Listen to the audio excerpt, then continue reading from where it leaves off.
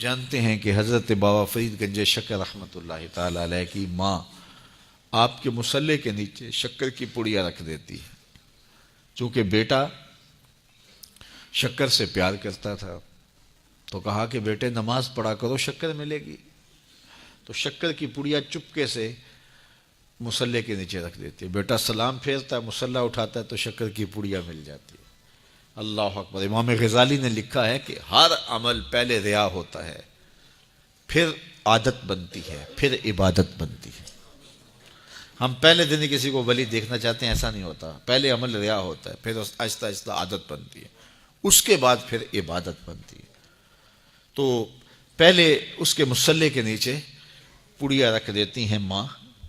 کیا آج کی ماں بیٹے کے مصلے نیچے چاکلیٹ نہیں رکھ سکتی؟ آج کی ماں اس کو نمازی بنانے کے لیے کوئی اس کو لالچ نہیں دے سکتی، کوئی ذریعہ اختیار نہیں کر سکتی؟ بابا فرید کی ماں، آج کی مائیں تو ماشاءاللہ بڑی پڑھی لکھی ہیں. اللہ اکبر. وہ تو سادہ دور تھا لیکن سادہ مزاج ماں اپنے بیٹے کو ولی دیکھنا چاہتی ہے.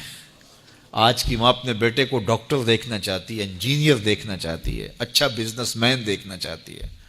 میں کہتا ہوں بنے، ہمیں خوشی ہے، لیکن سب سے پہلے ماں یہ سوچے کہ میں اپنے بیٹے کو عاشق رسول دیکھنا چاہتی ہوں، میں اپنے بیٹے کو اچھا انسان دیکھنا چاہتی ہوں، اچھا مسلمان دیکھنا چاہتی ہوں. باقی صفات بھی اس میں پیدا ہوں لیکن جو بنیادی صفت ہے وہ بچے کے اندر کوٹ کوٹ کے بھر دی جائے. تو حضرت بابا فرید کی ماں پڑیاں رکھ دیتی ہے شکر کی.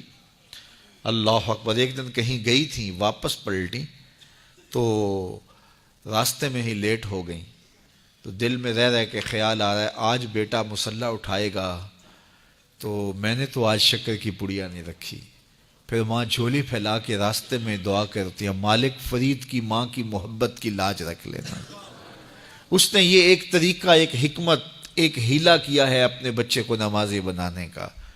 مالک فرید کی ماں کی لاج رکھ لینا. واپس جب گھر پلٹی تو بچہ نماز پڑھ چکا تھا. تو آتے ہی پہلا سوال کیا بیٹے نماز پڑھ لی ہے؟ تو بیٹے نے کہا ہاں امی نماز تو پڑھ لی. لیکن کے بعد ماں کا دل دھڑکنے لگا کہ لیکن کے آگے یہ نہ ہو کہ آج مجھے شکر کی پڑیاں نہیں ملی. کہا لیکن، تو ماں کا دل دھڑک رہا ہے. کہا کیا بیٹا؟ کہا لیکن ماں آج جو شکر کی پڑیاں ملی ہے نا اس کا چس ہی کوئی اور تھا، اس کا مزہ ہی کوئی اور تھا، اس کا لطف ہی کوئی اور تھا. کہا پہلے فرید کی ماں دیتی رہی، اب فرید کا رب دے رہا ہے. اللہ اکبر. تو مائیں اپنے بچوں کی اچھی تربیت کی ضامن ہوتی ہیں. اقبال کہتا ہے تو نہ دانی کے سوزے کے راتے تو دیگر گوں کر تقدیر عمر را. میری بہن تو نہیں جانتی، اگر تو بہن ہو کے قرآن پڑھے تو تیرے بھائی عمر کی تقدیر بدلے گی، اور اگر ماں ہو کے قرآن پڑھے تو بیٹا نیزے کی نوک پہ قرآن سنائے گا. تو یہ ماؤں کا اثر ہوتا ہے، ماں کی تربیت کا رنگ ہوتا ہے. حضرت خواجہ قطب الدین بختیار کاکی رحمۃ اللہ تعالی علیہ 14 پاروں کے حافظ تھے. جب استاد کے پاس پڑھنے گئے پہلے دن 5 سال 4 سال کی عمر میں، تو استاد نے کہا پڑھو الف لام میم. تو بیٹا سارا پارہ سنا دیتا ہے. کہا چلو بیٹا پڑھو سیقول السفہاء، تو وہ بھی پورا پارہ سنا دیتے ہیں. تلک الرسل فضلنا، پورا پارہ سنا دیتے. 14 پارے یوں سنا دیتے ہیں. کہا مجھے یہاں سے پڑھاؤ سبحان الذی اسریٰ بعبدہ. تو استاد حیرت سے کہتا ہے بیٹے جہاں سے 14 پارے حفظ کیے ہیں اسی درسگاہ سے باقی 16 بھی حفظ کر لیتے. کہا میری ماں کو آتے ہی 14 پارے تھے، حفظ 14 پارے میری ماں نے کیے تھے. اور صبح جب اٹھتی تھی کام بھی کرتی رہتی تھی اور قرآن بھی پڑھتی رہتی تھی. اور یہ 14 پارے ہمیں بچپن میں ماں کی گود میں یاد ہو گئے. اللہ اکبر. جب ماں ایسی ہو تو بیٹا قطب الدین بختیار کاکی ہی بنے گا. ماں مائی راستی ہو تو بیٹا بابا فرید بنے گا. اور ماں ایسی پاکیزہ صفت ہو کہ اس نے غیر محرم کو نہیں دیکھا تو بیٹا شیخ عبد القادر جیلانی ہی ہوگا. اور ماں فاطمہ ہو تو بیٹا حسین اور حسن ہی ہوگا نا. تو ماؤں کی تاثیر ہوتی ہے، ماؤں کی تربیت کا رنگ اترتا ہے اولاد کی تربیت میں، اور ان کی عادات میں جھلکتا ہے.